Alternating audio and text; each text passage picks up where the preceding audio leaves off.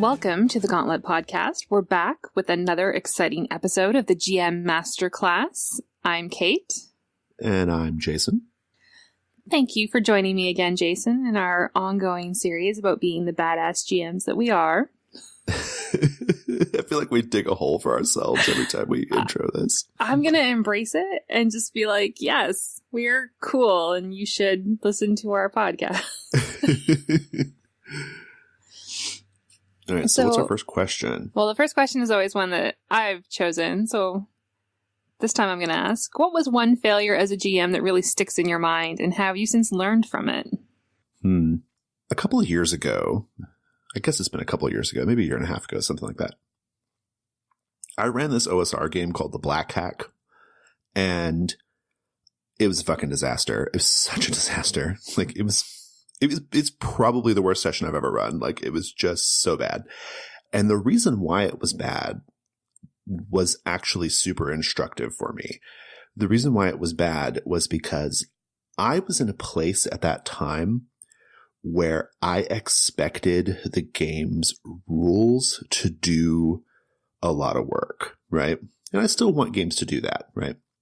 Monster Hearts, for example, I love that, like, Monster Hearts to some degree, you can kind of autopilot Monster Hearts in some ways, right? The moves do so much work in Monster Hearts. So I still love that. But the reason why the Black Hack didn't work, though, is because it comes from OSR tradition. And OSR tradition is a little bit more like the GM just trusting their instincts and making decisions and doing whatever they think they should do, right? It's less about, like, here are the rules that are going to get us to that place. Here are the mechanics that are going to trigger to get us to that good place. And so because that was a sort of like fundamental break in my gaming, in my personal gaming and what the Black Hack wanted me to be doing, it was a horrible session. Like, I was waiting for the rules to do something, basically, and I wasn't trusting myself to make decisions at the table. But what it really did, though, it totally changed my perspective on GMing, and in a positive way, which is what it did was it clarified to me that I actually know what I'm doing, right? I understand narrative pacing. I understand table dynamics, and I know how to make calls, right? A lot of the like sort of apocalypse world based, well, I should say a lot of like the GM advice in Apocalypse World, a lot of the GM moves, the idea of GM moves, a lot of that stuff is just codified, like, good behaviors, right? It's just good GMing codified, right? Mm-hmm. But it doesn't have to be codified. And that was the really instructive thing for me. And what that did for me as a GM is it actually really, really expanded my scope of, like, games I could have fun with, right? I actually started playing, like, more traditional games. I started playing a few more OSR type games. I started running OSR modules, right? Now I have a whole podcast about that, right? And it was really, really good because I think, like, sort of unshackling myself from this idea of the mechanics have to do everything really, like, opened up, like, a new, like, level of, like, confidence in my GMing, right? So now I kind of, like, really confidently step into, like, the role of the GM and trust my instincts, you know? That is one of the things that I really admire about OSR culture is this idea that, like, you can know what the right thing to do is, and you can deliver it to the players and trust that, right? Cool. That's a great lesson. Yeah, it super changed my whole outlook on role-playing games in some ways. It really did. Like, wow. I suddenly became much more tolerant of, like, trad games, for example, right? So it was a big, big shift for me. What about you? Mine actually comes from a D&D game I was running, because this happens. Sometimes I'll run D&D. This was 3.5 though. So it was actually a number of years ago. And when I run D&D, I have very firm rules on what you're allowed and not allowed to play, because there's only certain things I, as a GM, I'm interested in. And one of the things I don't like is racial stats. I find them really offensive. So I've never really played them. I've only ever let people play humans, oddly enough. And there's always one player I find, not always, but I find this in Powered by the Apocalypse. I find it everywhere. There's someone who just wants to, like, break the rules. Like, there's someone who's like, okay, I get that we're playing this game about sharks, but I want to be a fish. Right. Yeah. There's always that guy. Yeah. Right. And you want to, like, I always want to make everyone have a good time. So for the longest time, I'd be like, okay, cool. Like, you can totally play a fish then. Right? We'll make it work. And it never fucking works. It never works. And it was only recently, because back then people were like, I want to play this weird half-dragon thing-ba-ding. I was like, okay, sure. Recently someone was like answering the questions in a game I was running, and they were just bucking the system. They were like, I'm playing a vampire, but, you know, I'm not playing at all what Urban Shadows made this vampire to be. I've decided I'm going to invert this trope, and I'm going to make it really different, and I'm going to, like, really change up what I think vampires are, and da-da-da-da. And it's like, okay, but that's not what this playbook is. Right. You want a different playbook, right? Right? You don't want to play the vamp then. Right. Pick up a different playbook. And it was a moment where I was like, no. Like, I had a minute where someone was, like, answering the questions to their character sheet, and they're like, I'm not buying into what this game is about, essentially. I'm like, okay, well then I guess this isn't the game for you. Yeah, I'm with you on that. It was super liberating just to be like, no. If you want to play this game, we're going to play sharks. And your fish is going to die. Your character's dead. Next character. Because he's swimming around with sharks. Right? Like, it's that moment where you're like, why do you fight against the system so much? So my biggest thing has been learning to say no. To make sure everyone has a good time, you have to make sure everyone's buying in. And that means saying no to the weirdo who's like, I'm going to play like an aware who's also really badass and like has lots of guns. And I'm like, no, you're playing a veteran. Right. Exactly. Or right, a hunter. Yeah. Pick one, but it's not that one. Yeah. Well, that's the thing. It could be that they just don't know what it's all available to them, right? So they might want to do something different. It's always the person who knows everything. Yeah, that's true too. I know. I was trying to be diplomatic there, but you're right. It is. It's really funny because I'm so glad you bring this up, because I've had to really, really like learn some lessons lately, and I'm doing my best to sort of like to work through them. But I have a player who's playing a lot of my games right now. His name's Matthew Dowdy. He's an awesome player. I love having him at the table. But Matthew is he's a really active advocate for his players, right? Both in between sessions and before the session and after the session. And he's a really active advocate for like his character and his character's ideas, or his ideas of his character, right? And at first, I have to admit, it's a little bit like in competition with how I normally like to run games, which is I want to discover in an emergent way what your character's about, right?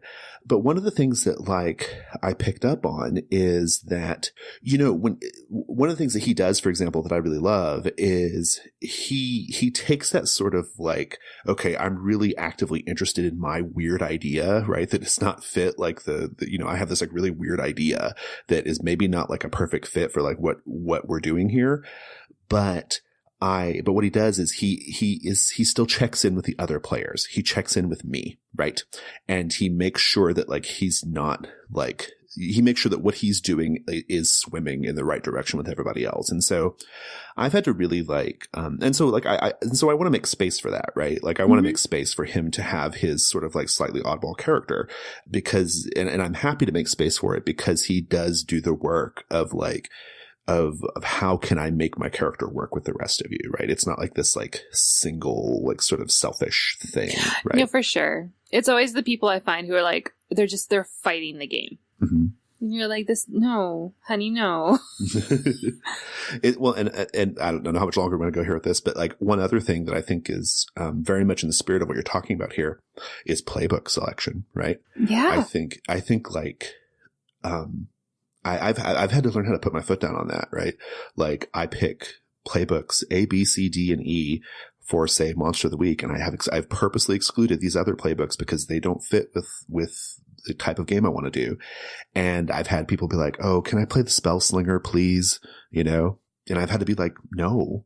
And the times when I've said yes, it hasn't worked out. Like the times when I've said yes, it's been a weird fit because I knew it was going to be a weird fit.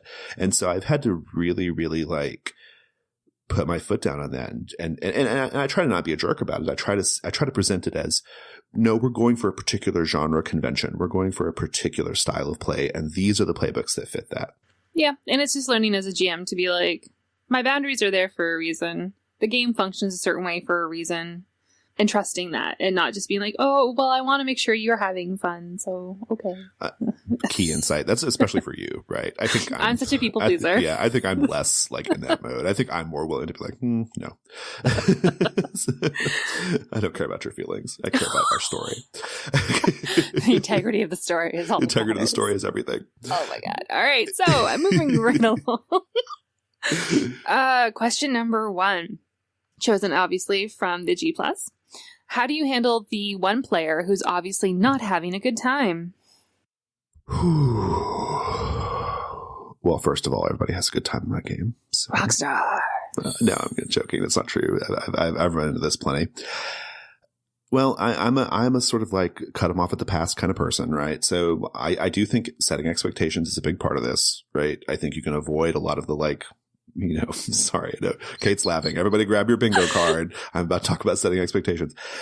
I do think, though, that one of the functions of having a good expectation setting procedure or ritual, if you will, is you make certain things very clear about like how the session is going to proceed, when they can expect a break, when they can expect, X, Y, Z to happen. And I do find that gets people like kind of more on board and are less likely to get into those ruts. So I think that's important.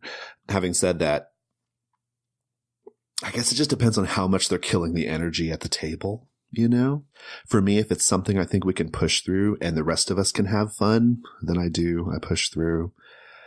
And then I'll handle it after the fact because here's the thing, like there are a million different reasons why they might be having a bad time. And if I can contain it, if I can cabin off their negative energy and the rest of us can have fun, I think that's an option worth taking, because we are also entitled to have fun. As a GM, I am entitled to not have my stride broken, right? I'm in my groove and I'm entitled to not have that broken. So if I feel like I can kind of work through it for the session, I will, and I'll deal with it after the fact. If they're really killing the energy at the table, if they're really, really just assassinating the game because they are so like not having a good time, I think that's a different situation. I think at that point I would have a check-in and I would just be really upfront about like, hey, look, I'd love for you to be enjoying this, but it's okay. It may not be your jam and it's okay to bail. Yeah. I tend to, throw the tennis ball into their court, as it were. Like I'll engage with them and be like, okay, so what are you doing? What do you want to do? Just so that it gives them some agency to try to turn the game in a direction they might find fun. Yeah. That doesn't always work, though. They might just, at that point when they're not having fun, they're kind of hesitant usually to engage. So I'll usually call for a break and I'll pull them aside and I'll have like a, hey, how are you doing?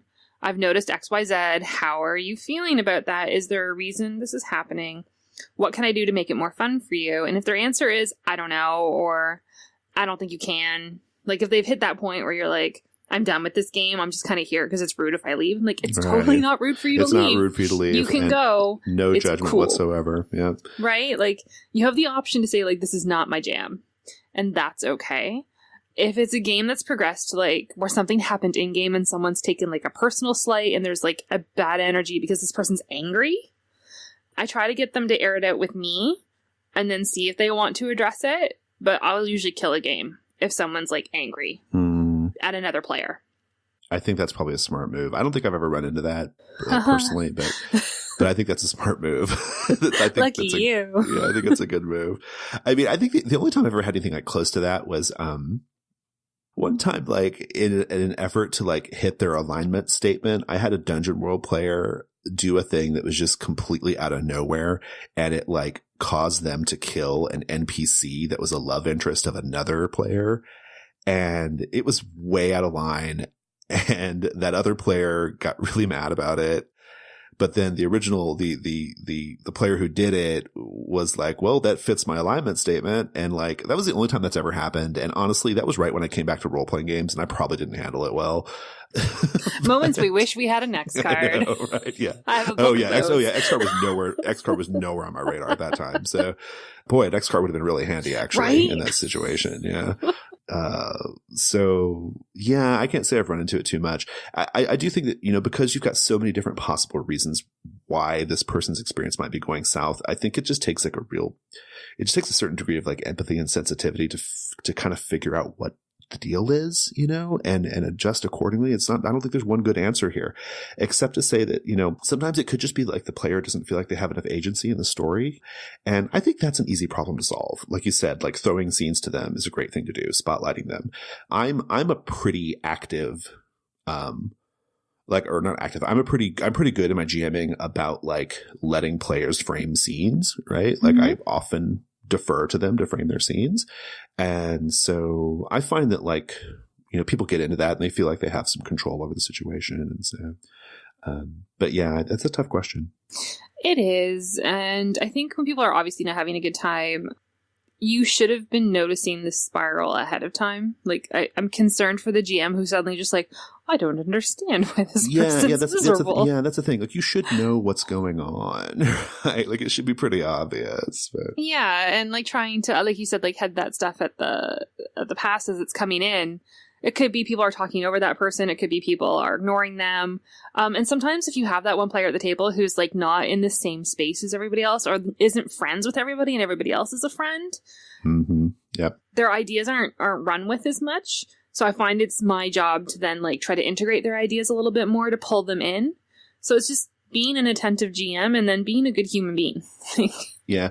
I'm so glad you bring that last bit up because something that we do in debrief in my games is if we have a brand new player, like I usually have I always have Jennifer Erickson and Fraser Simons, and sometimes David.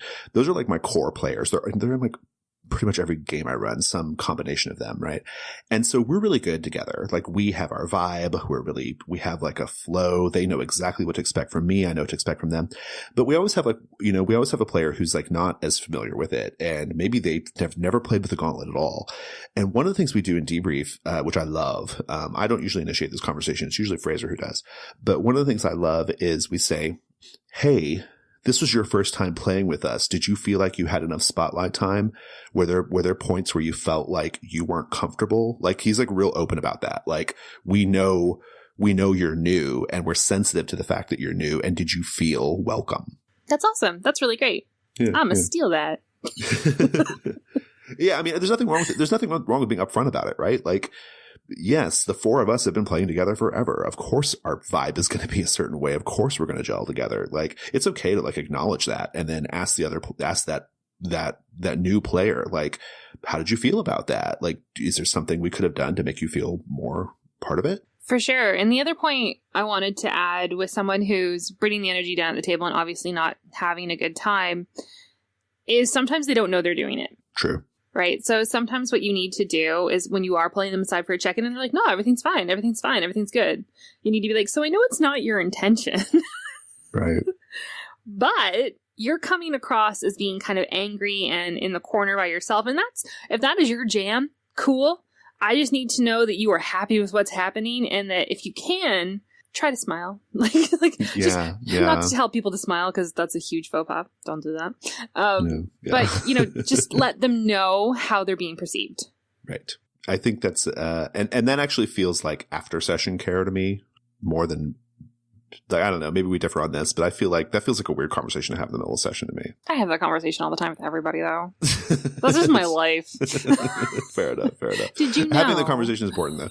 We have a very regular player in the Gauntlet. I won't call him out, but we have someone that we play with a lot, and they have a tendency to do this, right? They have a tendency to, like, when they're not into the game, they shut down. And one of the things that, like, we've always tried to stress with them is, hey, like, please advocate for yourself here a little bit, right? Like if you're not having a good time, like you need to let us know where it went wrong, right? Because we can't figure it out, right? And some people just process it that way, right? And there's nothing wrong with that. But I do think that like when we're in this like social dynamic, there's a give and take there, right? Of like responsibility between absolutely the people who are having fun and the person who can't quite get their groove on. Yeah. Cool. All right. Number 2.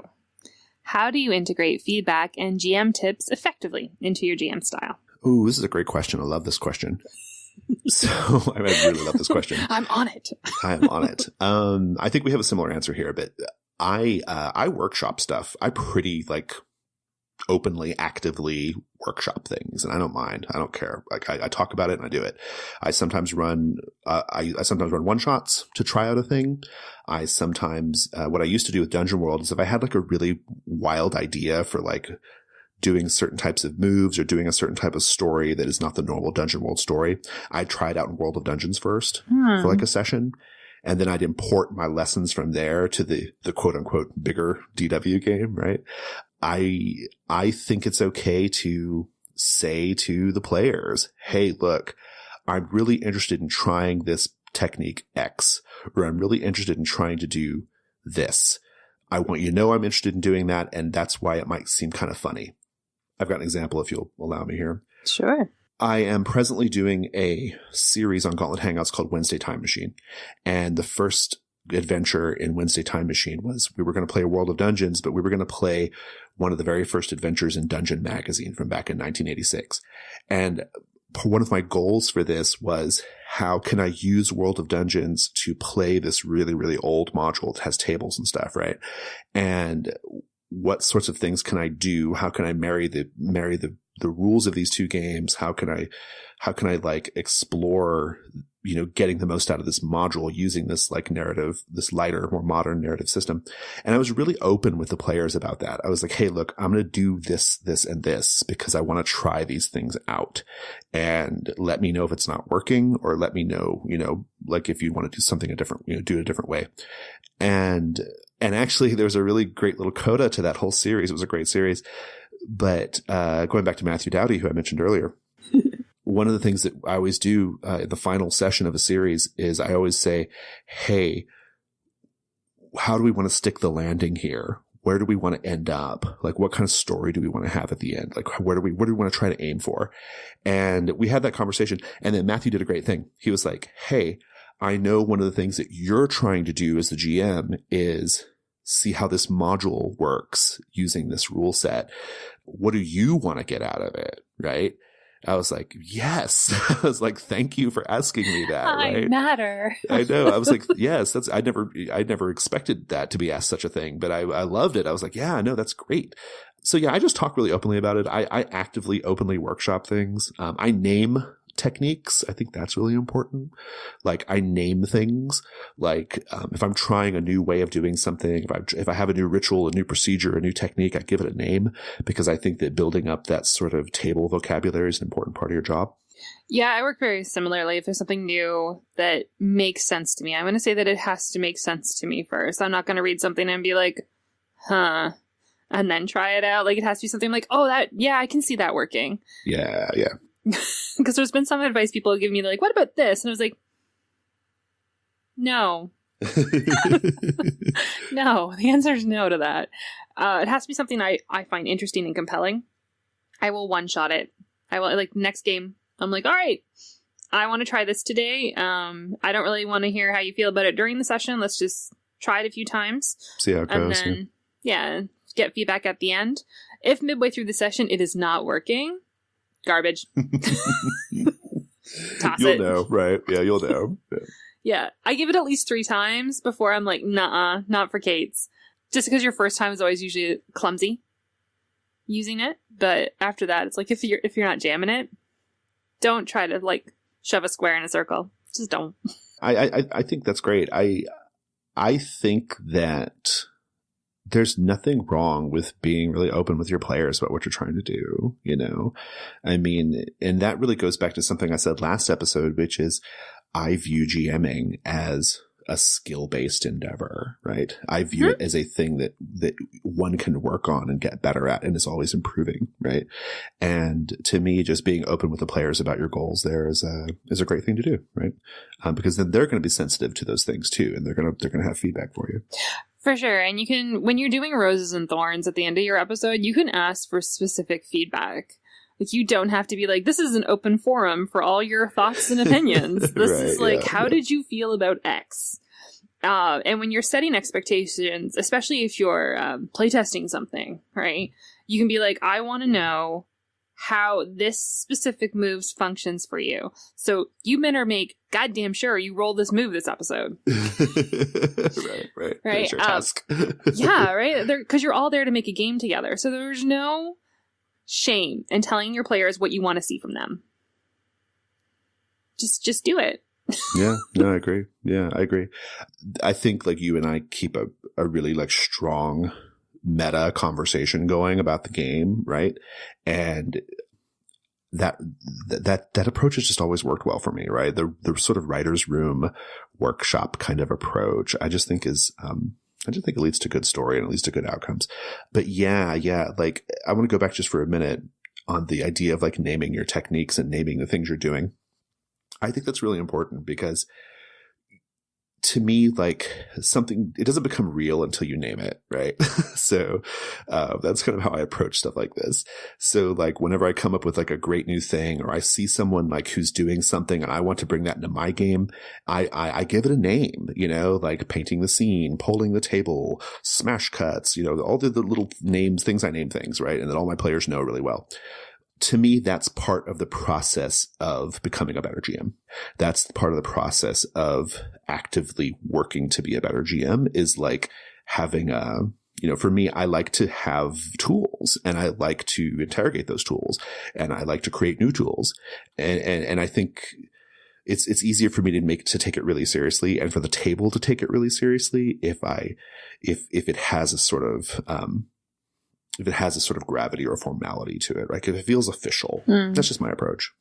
Yeah, and when you're getting feedback, so when you're doing your roses and thorns, or you're reading a new technique, or you're listening to someone talk about their struggle, like when you're listening to us talk about our struggles, one of the key questions you need to consider when you're reading about feedback from your own games or theoretical feedback is to consider, what does that look like?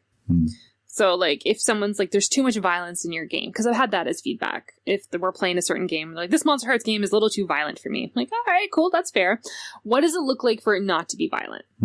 Yeah. What does that mechanically look like? What does that look like at the table? What buy-in do I need to get from these people? What do I have to do to make that so?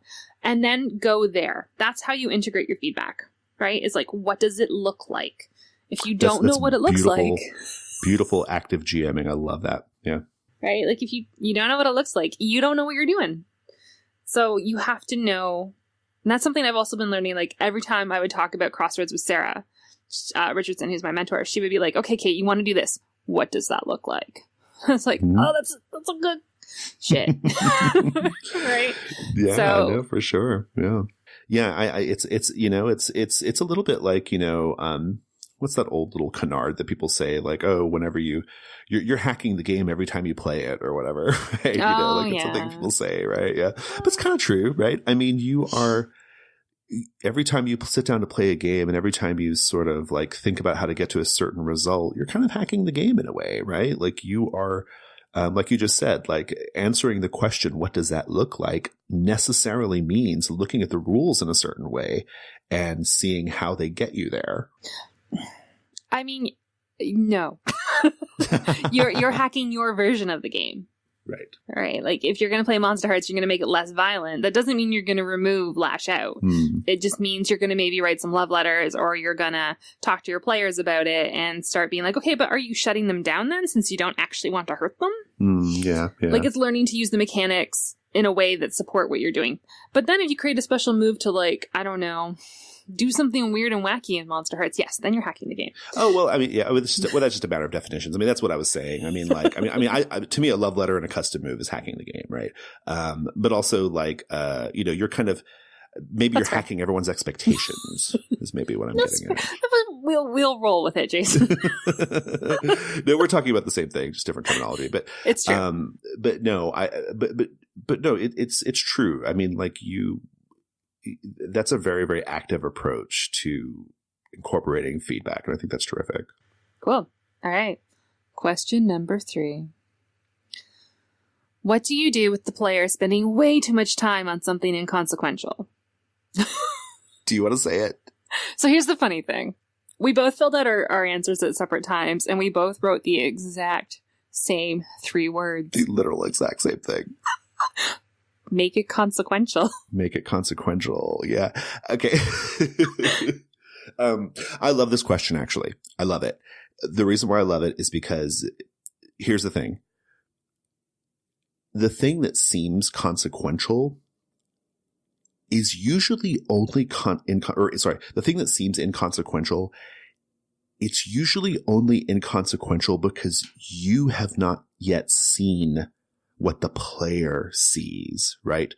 There's something that the player is gravitating toward, right? There's something about it that they're really into and they haven't quite expressed it yet, right?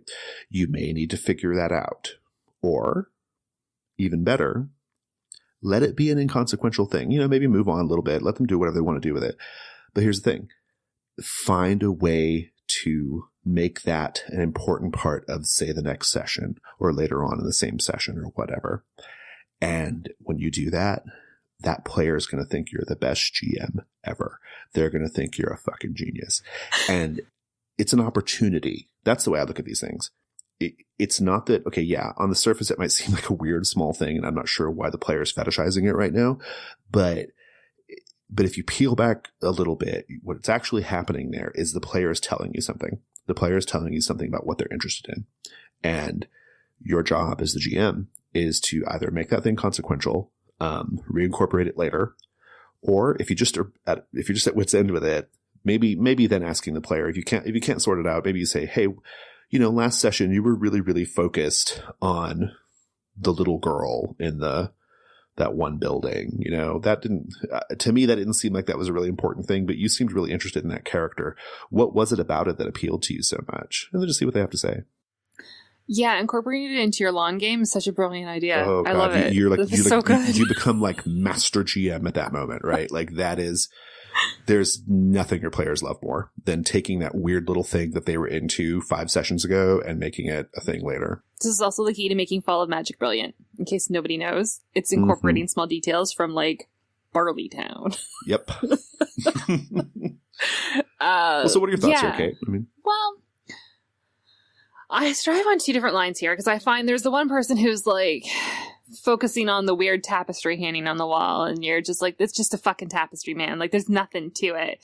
In that moment, you're like, cool, yeah, the thing that's on the tapestry is this, and it's totally a prophecy that's going to come true, and you've just decided it's now a thing. Like, just roll with them, go with it, right? Yeah. The other thing is when people are like spending 40 minutes trying to do the wenches, and I shut that shit down. Like, I will set the wench house on fire. Yeah. I will burn it.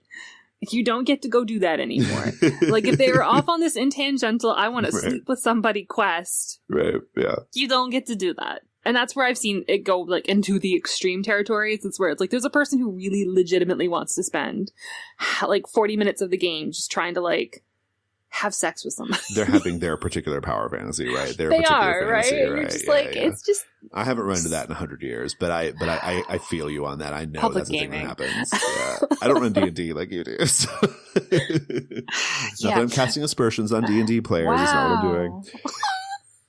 It happens in Power by the Apocalypse where people are like, does. No, I know I'm it a werewolf does. and I'm not going to engage with any PCs. I'm just going to go into my territory and fuck with this one NPC forever. And like, yeah, that is a thing. Well, but I think there's something there too. Like, I mean, the wench house is different, but like I think sometimes sometimes a player like doesn't. To me, in those situations, the player definitely is interested in something there, right? And I feel like your job is to figure out what that is, right? Or let them do whatever they're going to do, move on as best you can, and then bring it back later, right? Like, or interrogate it later, ask the player later, like, hey, what was going on there? I'm not inclined to just dismiss those things. I always view it like there's something I don't see, right? There's something they see that I clearly don't see, and I need to figure out what it is. No, I think that's fair, and I will often just ask them, so what are you hoping to get out of this? Right, exactly. Yeah. Right, because if it's solo play, I only have so long to put the camera on you before I'm like, we're going to go over here where there's 2 characters. Yeah. So I would just flat up say, what is it you're hoping to do here? And if it's something that there isn't a role required for, because it's just something that they like as flavor. Right. They're like, cool, you do it. Tell me 2 seconds of like how cool this is. Great, next person. Yep. Let them narrate it and move on. Yep. Right. And that's so sometimes all it takes. Yep. Give them the cookie. Absolutely. That is often all it takes. I do that all the time. Like the players clearly wants to do this thing, which is, maybe like it wouldn't make any sense in the movie version of our story, right? Or they're just, it just feels like it would get cut. Yeah, it would totally get on the director's room floor, right? Yeah, exactly. It would totally get cut. I just let them narrate through it. I just say, well, give me that vignette. Give me the fiction. We're not doing any roles or anything. So just, I don't present it like that, but I just say, oh, well, just tell me what that looks like and then move on. Let them get it out of their system. But in summary, make it consequential. Yes. All right. Did you want to read the fourth question since you did last time? Oh, yeah. Is that our precedent now? Okay. Yeah. So the Slack question comes from Christo Mead, our friend Christo, who runs lots of games on Gauntlet Hangouts. How do we make character generation feel more like play? I like world building, but how many times have I felt like after we're done with character generation that I have to squeeze in some conflict, some scenes to make the session worthwhile? I get this. My answer depends heavily on what game we're playing. What do you think at the outset? I don't do character generation and play in the same episode. Like ever, unless I'm running a one shot, I don't. Oh, interesting. I don't, that's not my approach, but I'm interested to hear more about this. Yeah, so because I find they're so discordant, and I really want to like take time and look at these characters and incorporate all that stuff into a session. And I don't think I can fairly do that having just spent an hour and a half to 2 hours creating characters in a world and asking hard questions to then just be like, okay, let's take a break, and then I'm going to come back and I'm going to do about an hour of play. That's not enough time to do an intro for everybody. So when I do character generation, I ask their characters the questions. I never ask like, hey, Jason, you're a werewolf. What's he think about da-da-da-da? I will be like, no. What does Levi think about da-da-da-da? Right. Why is every werewolf named Levi also? Because it's a Monster Hearts name. Yeah, I know, but it seems like that's always the werewolf's name. I don't know. It was the first one that came Levi. To my head. Monster Hearts. So that's my approach. I ask everything in character, including like, God, if we're drawing maps, if it's like, here, Vincent, you werewolf who's not named Levi, tell me where you live in this city and what's unusual about it, right? Like, draw me on this city where you live. That's always in character too, and I want to make sure it's in character moments they're talking about, and then I will ask them for specific in character moments. Like, how did you fuck up the last job? Right? What have you done? Who's waiting for you? Who's out to get you? And hey, you, how do you know them? So I just make everything in character, and if people start talking in character, I don't interrupt it. And that's actually really good because they're still getting kind of like the experience of play in a weird way, right? Yeah. I like that. My approach depends greatly on the game that's being played. I'm a little bit more along your line of thinking with, say, Monster Hearts, because I think the classroom setup procedure and the backstory procedure for the characters, I think that's very enjoyable as an exercise. Like, I like to do it. It's fun. And so if that's all we manage to get done in the session, I'm cool with that. Like, I feel like that's great. I'm also not inclined to just jam in some scenes because we've got some time left. However, I run tons and tons of Monster Hearts, and I've got it down to more or less a science at this point. And I know that I can get characters and backstory and homeroom done in about 2 hours, right?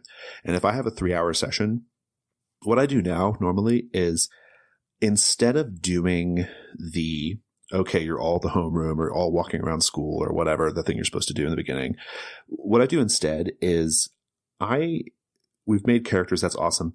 I then do a solo scene with each character where we just see them at home. Like, we see them getting ready for school. We see them interacting with their parents for a minute. And then we watch each of them do that in turn. We ask some questions. We paint some scenes about their home life and all that stuff. And then we get them to the homeroom, and then we stop. So they haven't interacted with each other yet, but we have sort of had a little prelude, a little like taste of what these characters are about and what they're like. I like that. It just depends on the game for me. I have a really, really specific way of doing Dungeon World where I essentially incorporate character creation into the play. What I do is I require the players to make their characters beforehand. I don't like to do that at the table. Make their characters beforehand, have it be really sketchy. just a real basic, like just fill in the playbook, basically, nothing else. And then we introduce them quickly. We don't do bonds. We do a different procedure, so we don't have to deal with bonds. Introduce the characters really quickly. This is 15 minutes in. 15 minutes in, we are on the road to the adventure. We might have a little fight. I have a little fight because I want to see them in action. And then that's our little in medias res start. And then we do a journey. My first sessions are always this. They're doing a journey to the main adventure of the series. And I use that journey as the let's learn about your characters, right? That's when we ask the questions about their background. That's how we ask how they know each other. That's when we get to see them interacting at camp and doing all this stuff. It's a very ritualized, proceduralized thing, but I like it because it gives me a chance because I feel like Dungeon World has different goals than, say, Monster Hearts, right? Monster Hearts has the goal of character drama and and relationships between the characters and all that stuff, right?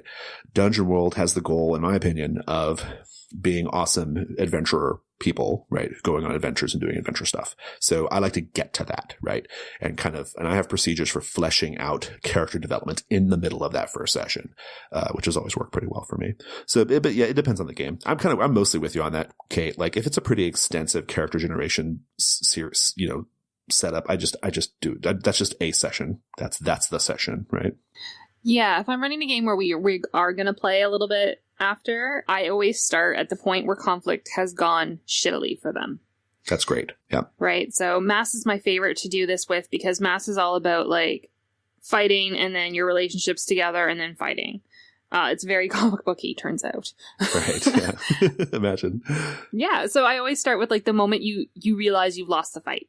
Right. So there's still a few more fighting moves that are rolled, and usually no one really rolls well, and you always lose the fight. And then it's about that like 1 hour scene you have where you're discussing you've lost the fight. Adults have expectations on you. People are following you around with media now. Like, and in every game I've run, you can do that. You always end as the conflict is ending, or always start with, as the conflict is ending and how you fucked it up. And I ask those questions. What did you do to make this suck? Mm-hmm. Yeah. And that's terrific because that's the goals of Masks, right? Like that's what Masks, that's the sort of like feeling and scenes Masks want you to be doing. And so I think that's a great way of doing that. Yeah. You can do it with almost every game. Because you can even say like, you just lost a huge fight in D&D, like in a trad game, right? Right. Yeah. Yeah. Like, how do you feel now that you just botched it and like the evil sorceress knows you're coming and she's got an army waiting for you? Like, you just fucked it up, boy. Yeah, no, I love that. I mean, yeah, I love that. I mean, I think and what we're saying here, it sounds like to me is like, it depends so much on like the game's goals, your goals, the tone of the game. For me, in the beginning of a Dungeon World series, I want to see the players being awesome. Like, because we're spending so much time in the beginning just learning about them, I want to see them in their element. And so I always start with a fight. I think a fight is a great way to kick off a Dungeon World series because we don't even know what they're doing at that point. They're just together and they're fighting something, right?